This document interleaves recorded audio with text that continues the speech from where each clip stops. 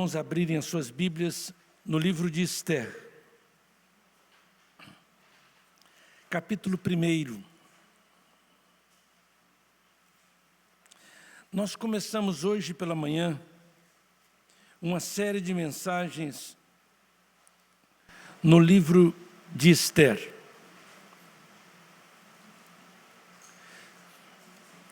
O livro de Esther tem 4 personagens chaves. Hoje de manhã falamos sobre um desses personagens. Falamos sobre Amã. E agora à noite vamos falar sobre um segundo personagem desta história extraordinária, fantástica, fascinante, com inúmeras lições. Vamos falar sobre o rei Assuero. Em algumas Bíblias, nós temos a tradução Xerxes, que é o mesmo Assuero. Quantas Bíblias aqui, quantos irmãos, você que tem sua Bíblia, abra sua Bíblia e me diga se a sua Bíblia tem Xerxes. Levante a mão. Aqui o nosso irmão Rudimar tem Xerxes. Mais alguém tem Xerxes? Irmã Patrícia. Muito bem. O irmão Samuel lá, que maravilha. Muito bem. Então, em algumas Bíblias, nós temos essa tradução do nome de Assuero. Logo no primeiro versículo, diz assim: sucedeu nos dias de Assuero, o Assuero que reinou, o Xerxes que reinou, aí vai falando, né? Desde a Índia até a Etiópia, um dos maiores impérios de todos os tempos, só menor que o Império Babilônico. De um poder, de uma força impressionante. O nome Assuero, ou Xerxes, aparece na Bíblia 31 vezes. Uma vez no livro de Esdras, capítulo 4, versículo 6. Vamos ver capítulo 4, versículo 6 de Esdras, por favor. Vamos ver esse texto. Vamos ler juntos, por favor?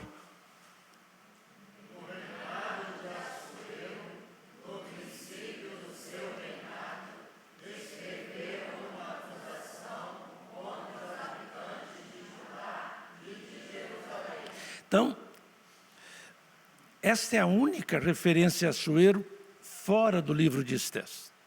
Então, 31 referências a Assuero na Bíblia, 30 no livro de Esther. E um apenas fora do livro de Esther, que é no livro de Esdras. Então vamos voltar para o livro de Esther, capítulo 1, versículo 1.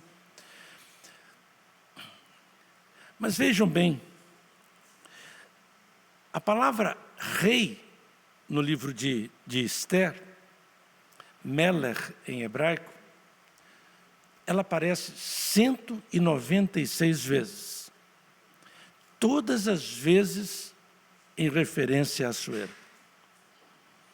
Então, se você pega 30 referências a Assuero, 196 referências ao rei, se referindo a Assuero, nós temos 226 ocorrências em referência a este personagem do livro de Esther.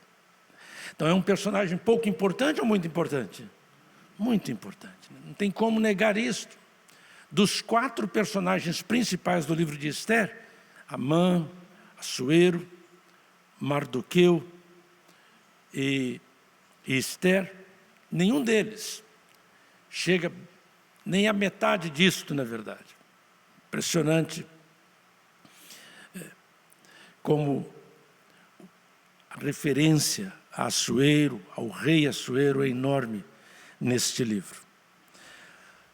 Uma coisa interessante no estudo deste personagem é que este homem, ele é neto de Ciro, o grande fundador do Império Medo-Persa.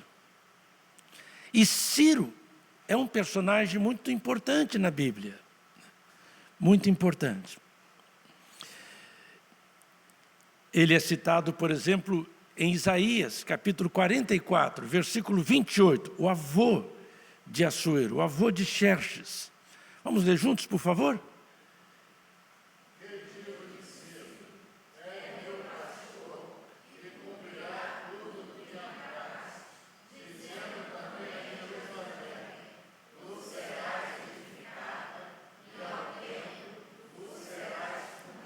Vamos parar um pouquinho aí. Então, é Deus falando aqui. Deus dizendo, eu digo isso de Ciro. Eu digo, Ciro é meu pastor. Ele vai fazer tudo que me apraz.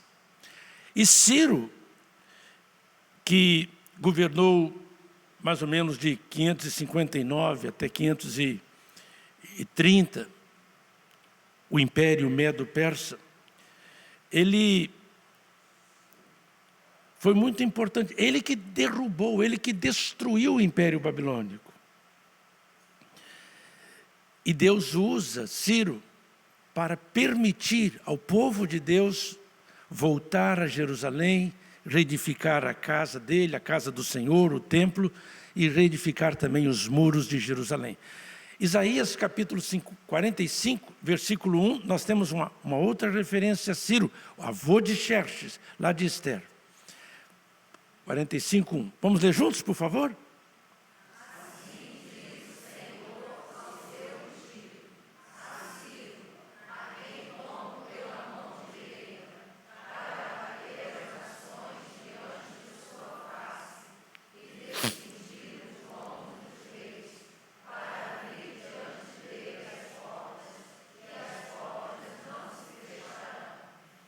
Então, você vê aí agora Deus falando de Ciro, o avô de Xerxes, né? Ele é o meu ungido, eu ungi Ciro.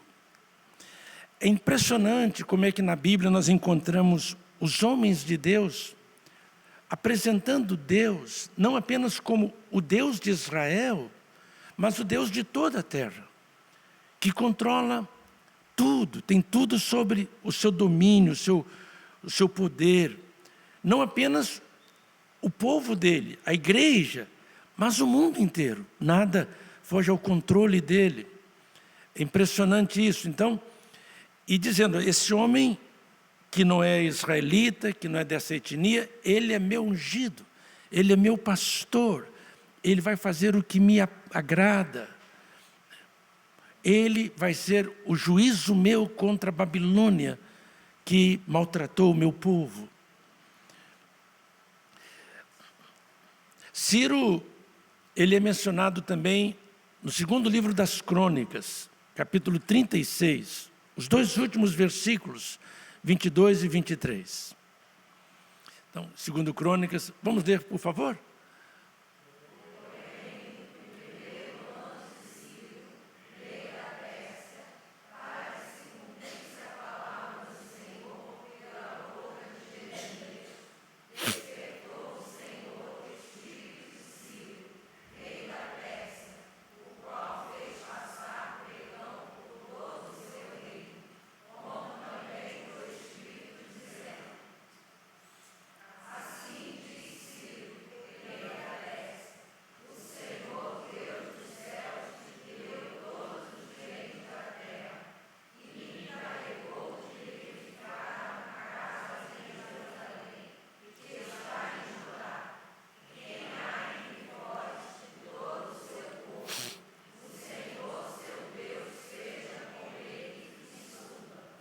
Muito interessante esse texto, porque aqui nós temos na palavra de Deus uma palavra de Ciro sobre Deus.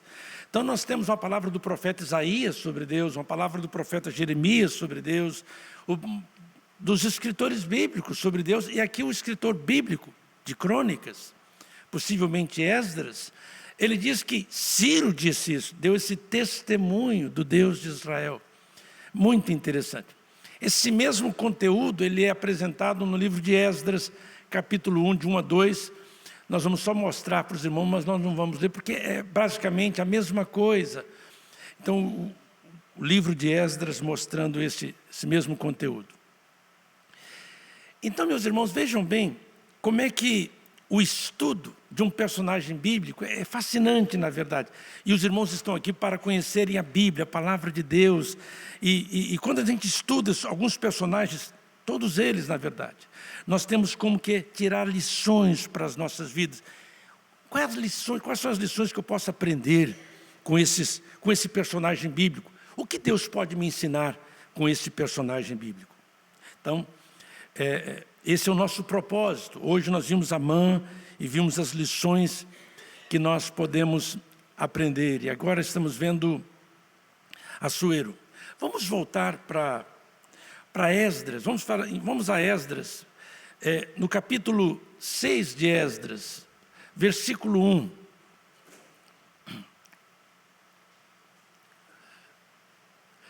Vamos ler juntos, por favor?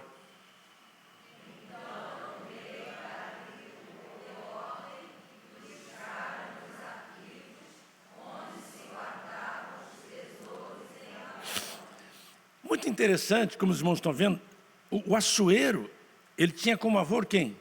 Quem era o avô dele? Ciro. E aqui nós estamos diante do pai dele, que é Dario. Então, Dario era filho de Ciro. E agora, nós temos na Bíblia mencionado Dario. Então, Dario era o pai de Assuero, o pai de Xerxes.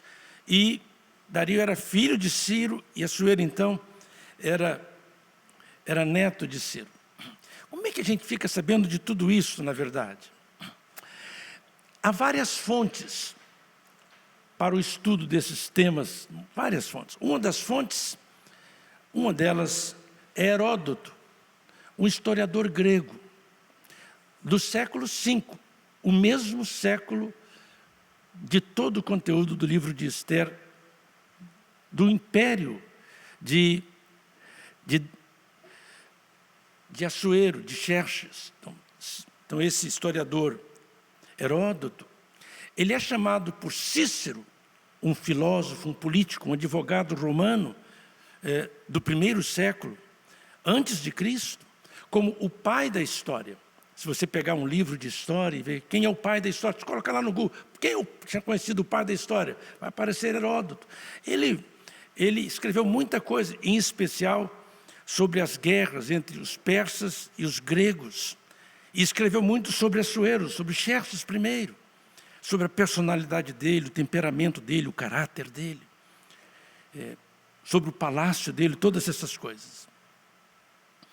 Na verdade, foi Xerxes, Assuero, que invadiu a Grécia, conquistou Atenas, com cerca de 1 milhão de soldados, o maior exército que tem história no mundo, na verdade. Mas que numa batalha no mar, perdeu para os gregos cerca de 300 mil homens. Conquistou Atenas, mas nunca conquistou Esparta, por causa dos 300. Então, foi contra Xerxes. Então, Dario, o pai de Xerxes, morreu numa batalha, na verdade. Fracassou na conquista da Grécia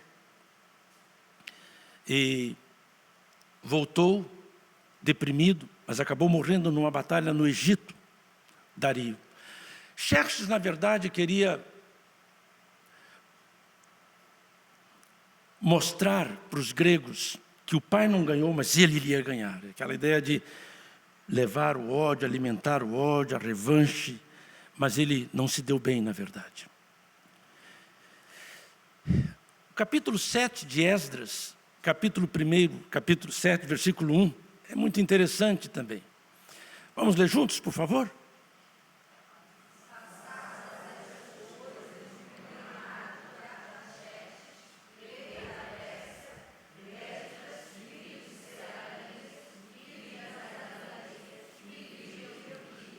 Vejam bem quantos nomes os irmãos têm para colocar nos seus filhos, não é verdade? A Bíblia tem uma sugestão enorme de nomes, na verdade, né? Tem Assuero, tem Xerxes, tem Artaxerxes. Artaxerxes era filho de Xerxes. No período de Artaxerxes, os gregos invadiram a Pérsia e destruíram Suzã, a capital onde os acontecimentos de Ester se acontecem. Como nós falamos, muitas dessas informações nós temos em Heródoto, que é chamado, ainda antes de Cristo, como pai da história, por Cícero, e até hoje é assim considerado. Mas nós temos também os chamados Targuns dos judeus, que são citados, inclusive, no próprio livro de Esdras, os Targuns em aramaico. Nós temos o Talmud, que é um outro recurso disponível, até online, na verdade. Nós temos também Flávio Josefos, um dos maiores historiadores judeus de todos os tempos, do primeiro século antes de Cristo, que escreveu muito também sobre isso. Então vamos voltar para Ester, capítulo 1. É impressionante como é que a história bíblica ela não acontece no vácuo. A história bíblica ela acontece num lugar concreto. A história bíblica não é produção falsa, assim, sem base histórica. Tem um solo da história, tem esse fato concreto, na verdade. Assuero, se vocês puderem ler pelo menos os 2 primeiros capítulos de Ester, vão ficar impressionados sobre esse rei. Então, você veja bem que o escritor bíblico faz questão de mencionar a grandeza desse império, que é confirmada por Heródoto, que é confirmada pelos Targuns, que é confirmada pelo Talmud, que é confirmado. Quer dizer, essa não é uma informação apenas bíblica, essa é uma informação histórica. Por Flávio Josefos. Versículo 2. Naqueles dias, assentando-se o rei Assuero no trono do seu reino, estava na fortaleza de Suzã. Então foi essa cidade, essa capital do Império Persa, uma das capitais, essa capital do inverno, foi destruída pelos gregos no final do 5º século, tempo de Artaxerxes. E aqui então nós temos versículo 3. Vamos ler juntos, por favor? No terceiro ano do seu reinado, fez uma banquete a todos os seus príncipes e seus servos, estando assim perante ele o poder da Pérsia e Média e os nobres príncipes das províncias. Então você pode sublinhar na sua Bíblia essa palavra banquete, que em algumas versões está festa. Quem é que tem festa na sua Bíblia ao invés de banquete? Ninguém? Todo mundo só... Alguém tem festa na sua Bíblia ao invés de banquete? Só tem banquete? Ninguém tem festa. Interessante, interessante. É verdade. Muito interessante, né? Essa palavra, né? Mister, em hebraico, essa palavra ocorre 46 vezes na Bíblia. Das 46 ocorrências na Bíblia, mister, que é um banquete ou festa, aparece 20 vezes no livro de Ester. Poucas vezes ou muitas vezes? Muitas vezes. Quantos livros tem o Antigo Testamento? 39. 46 em toda a Bíblia. 26 só no livro de Ester. Quase 50%. Um livro pequeno. Impressionante. Este livro é o livro das festas. É o livro dos banquetes. Versículo 4, por favor. Vamos ler juntos, por favor?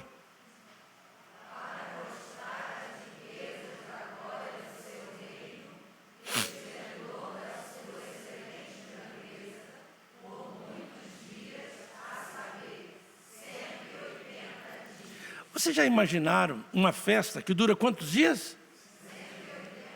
Você gostaria de participar de uma festa desta?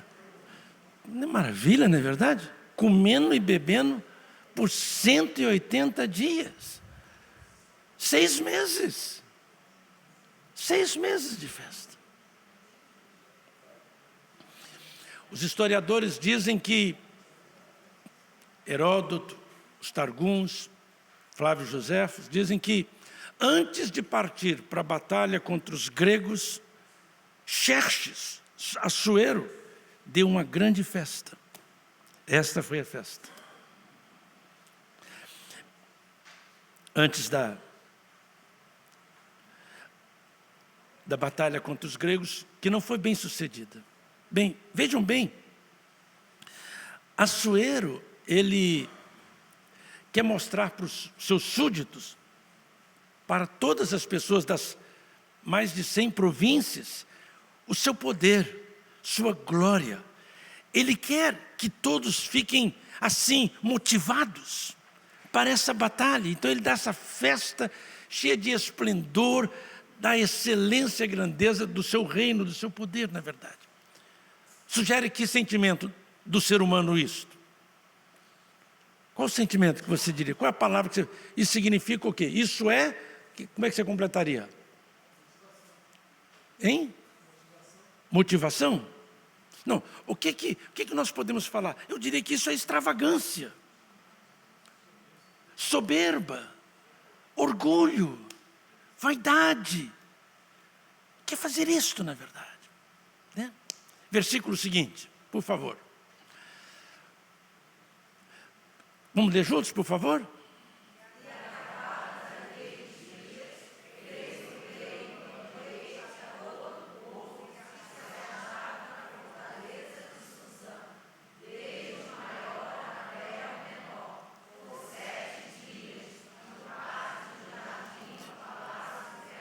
Então, primeiro ele fez uma festa com 6 meses, só para as autoridades. E depois uma festa de quantos dias? Aí ele chamou quem?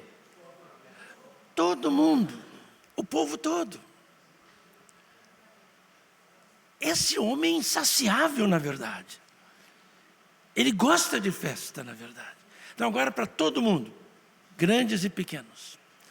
Aí ele dá essa festa. Versículo seguinte, por favor. Vamos ler juntos?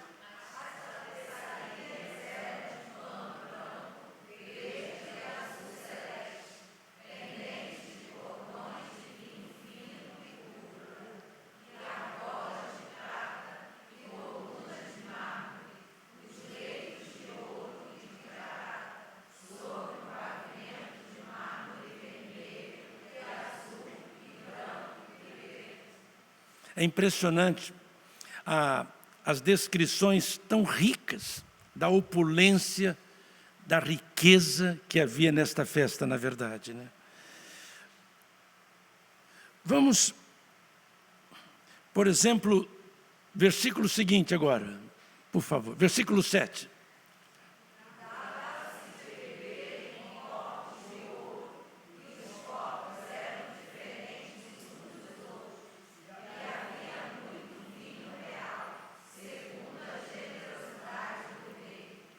Então nós vamos ver esse capítulo 1 inteiro, capítulo 2 inteiro, festas. E nessas festas nós temos várias coisas, várias coisas. Temos, por exemplo, muito vinho. Muito vinho. Muita embriaguez. Muito descontrole. Uma outra coisa que nós vamos ver nesta festa, nós vamos ver orgias, sexualidade, tudo isso nesta festa. É impressionante toda essa loucura. Esta é a festa do mundo. Nós temos 3 grandes festas no livro de Esther. 3 grandes festas que nós podemos destacar. Uma festa é a festa de Assuero. A outra festa é a festa de Esther. E a terceira festa é a festa de Purim. Mas vocês não podem perder os próximos cultos, que nós vamos falar das outras festas, na verdade. Hoje vamos nos concentrar apenas na primeira festa. A festa de quem? Então, é a festa da bebedice, da glutonaria, da sensualidade, da sexualidade, da extravagância, da loucura, da tolice, de tudo isso. Muita gente gosta dessa festa. Muita gente promove esta festa. Muita gente entra de cabeça nesta festa, na verdade.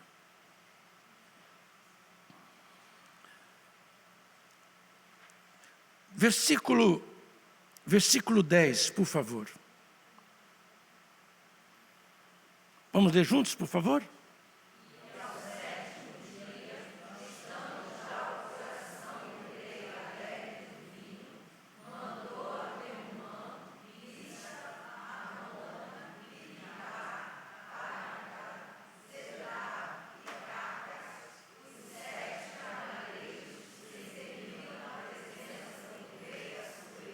Então, você vai sublinhar aí na sua Bíblia, né? O rei, estando já o coração do rei, o quê? Como é que você traduziria isso melhor para as pessoas entenderem? Parabéns, os irmãos estão ótimos intérpretes da Bíblia, na verdade. Ótimos intérpretes da Bíblia, isso mesmo. O rei estava bêbado. O rei estava bêbado. Triste quando tem um pai bêbado, um filho bêbado, uma mãe bêbada, uma irmã bêbada, um irmão bêbado. Que coisa triste um lar assim, onde as pessoas não têm moderação.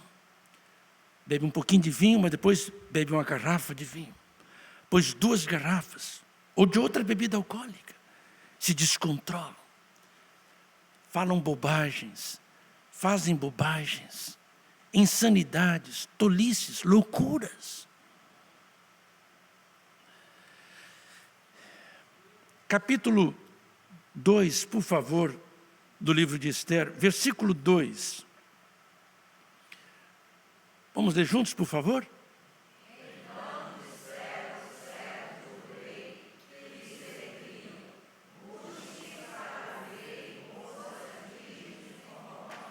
Então, as coisas vão caminhando nessa direção, né? Versículo 3, por favor. Vamos ler juntos?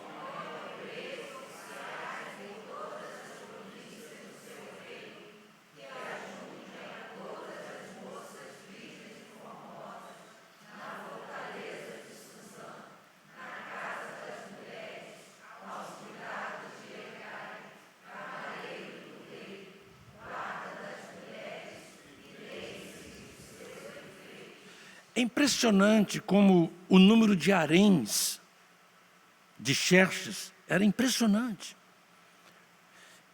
Muita orgia, muita promiscuidade.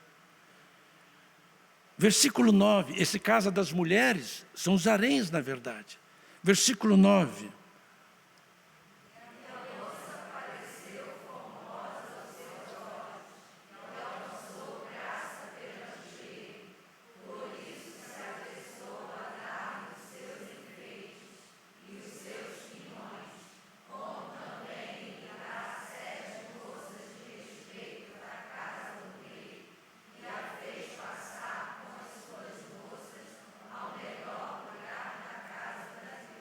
Mais uma vez a expressão, casa das mulheres, as casas das mulheres, os haréns. Versículo 12, por favor. Vamos ler juntos, por favor?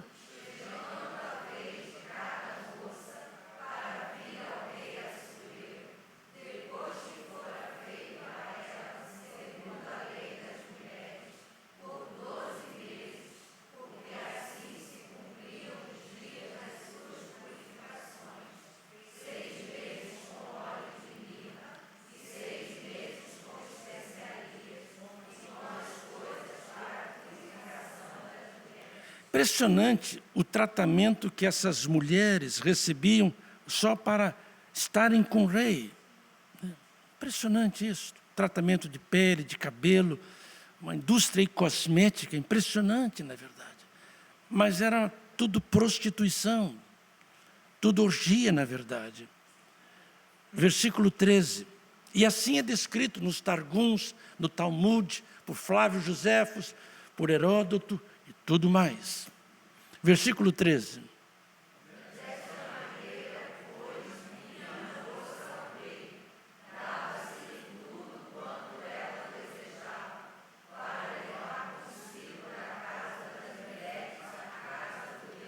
E aí nós poderíamos ver outros textos todos nessa direção, na verdade. Esse era o quadro dessa primeira festa. Bebedice, glutonaria, festa, excesso, extravagância, opulência, vaidade, soberba, orgulho, promiscuidade, tudo isso, na verdade. Esses fatos fizeram com que esse livro tivesse muitos problemas para ser considerado canônico, na verdade. Lutero, pai da Reforma Protestante, nunca gostou desse livro. E não poupou ataques terríveis contra ele, na verdade. A mesma coisa João Calvino. Mas eu não compreendo Lutero e Calvino, mas não os acompanho, não. Acho que esse livro tem inúmeras lições, grandes verdades.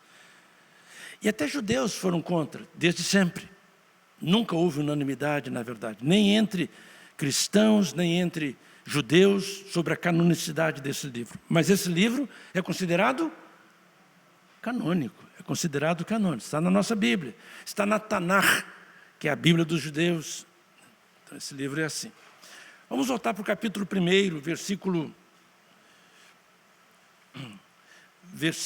já lemos o versículo 10, vamos ler o versículo 11, por favor, do capítulo 1 de Esther. Então os irmãos estão sabendo agora como é que é essa primeira festa. O que tinha nessa primeira festa? Glutonaria, muito vinho, extravagância, promiscuidade, orgias, todas essas coisas. E aí, o rei já bêbado, o rei embriagado, ele deu a ordem. E qual foi a ordem dele? Versículo 11, vamos ler juntos?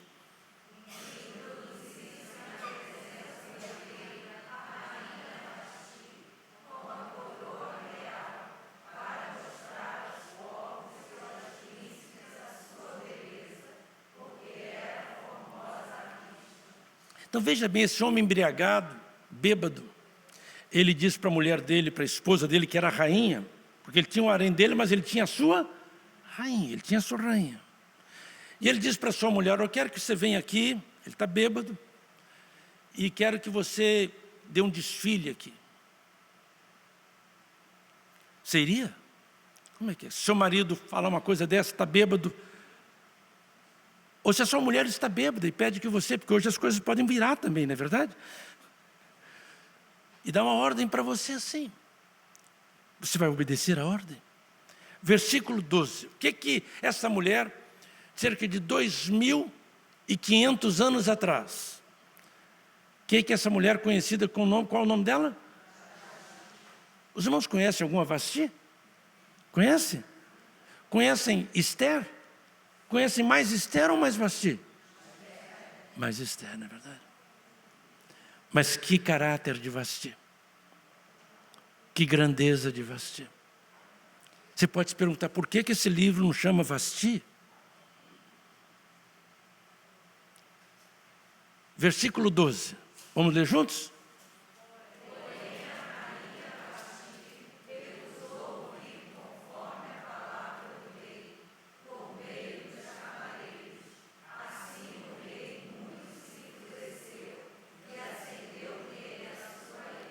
Então, o rei ficou irado, ficou com ódio, porque Vasti disse o que para ele? Não, Vasti disse não. O rei considerava a mulher dele como um objeto, como um ser de segunda classe, que não tem vontade própria, que não pensa, que não tem dignidade. O rei, ele faz um pedido que fere a dignidade de Vasti. Ele não compreende as mulheres. Ele não sabe se Vasti estava grávida, se Vasti estava com algum desconforto por causa da menstruação, alguma coisa assim, algumas dores. Ele não quer saber. Ele dá uma ordem, ele está bêbado, e a ordem dele não tem que ser obedecida cegamente, não pode ser refletida. Tem que ser obedecida na marra, na força. Não é livre, não é espontânea. A ordem dele tem que ser obedecida mesmo sem alegria. Seria esse o seu caso? Você acha que a sua ordem dentro da casa tem que ser obedecida cegamente? Você acha que a sua ordem tem que ser obedecida irrefletidamente? Pelo seu cônjuge, pelos seus filhos, pelos seus pais? É isto? A ordem tem que ser obedecida e ponto final? Não tem explicações, não tem conversa, não tem que ter inteligência, não tem que ter reflexão. Tem que ser na marra, na força, na violência. É isto? Você acredita que esse é o caminho para a dignidade humana? O que vocês acham? É isso mesmo? Tem que ser assim? Não. Pobre rei. Quão estúpido. Quão tolo.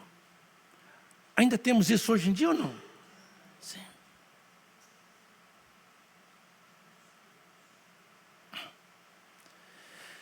Mas Vasti disse não para ele.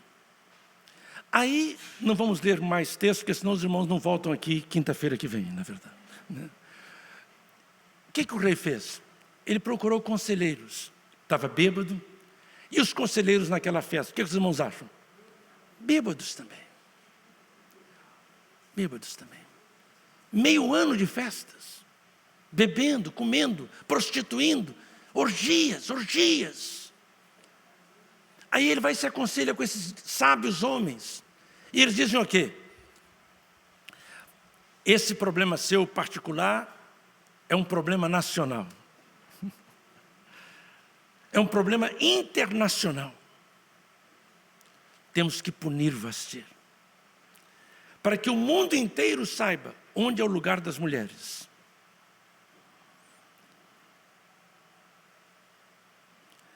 Então, Vasti foi proibida para sempre de entrar na presença do rei.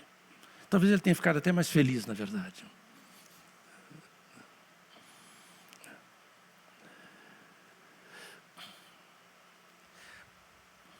Quando você for dar uma ordem, você precisa, seja homem ou mulher, pai ou filho, você precisa dar uma ordem, uma orientação que possa ser obedecida, refletindo.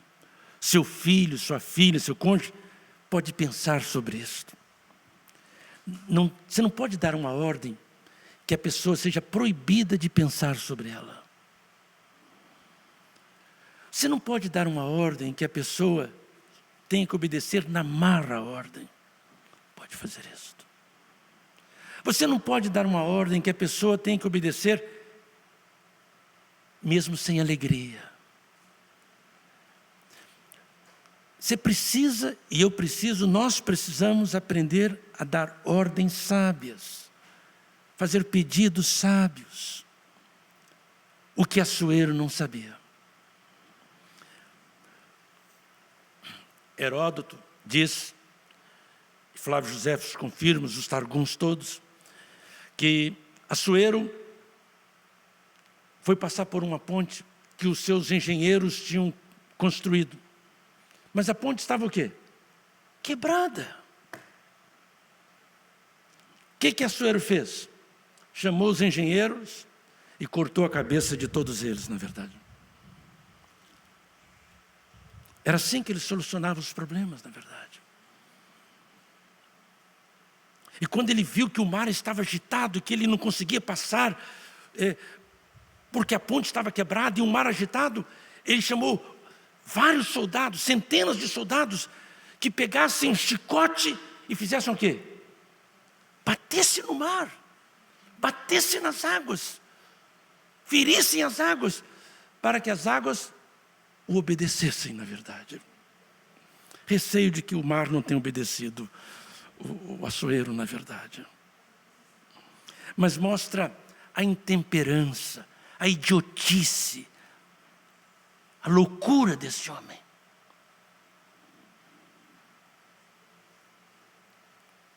Açoeiro, Xerxes.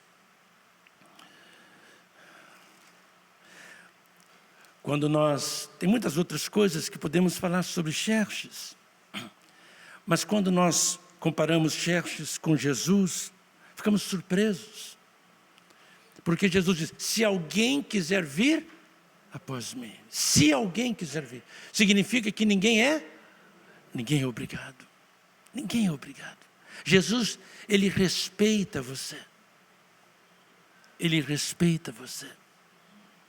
No Apocalipse, Jesus diz, eis que eu estou à porta e bato. Ele não arromba a porta. Ele não dá chute na porta.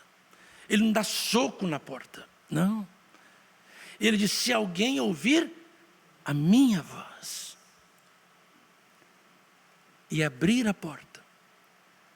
Então, se você ouve a voz de Jesus, e se você abre a porta do seu coração, essa porta que só tem maçaneta do seu lado, se você faz isto, e você decide livremente, com inteligência, eu vou seguir a Jesus, esse mestre extraordinário, esse mestre que é manso, que é humilde, que me ama, é Ele que eu vou seguir.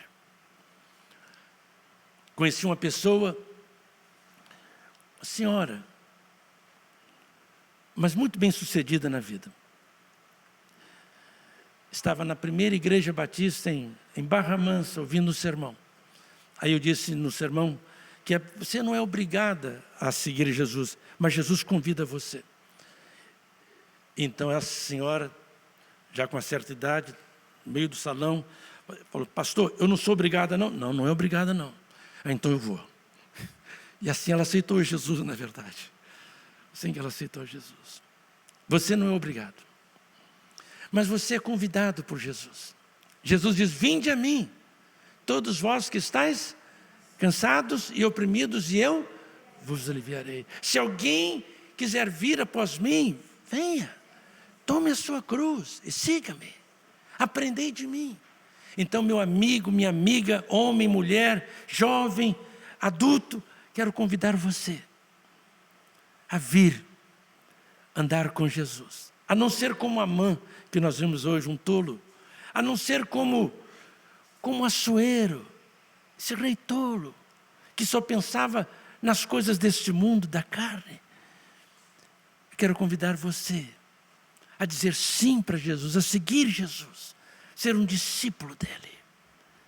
Eu quero orar por você.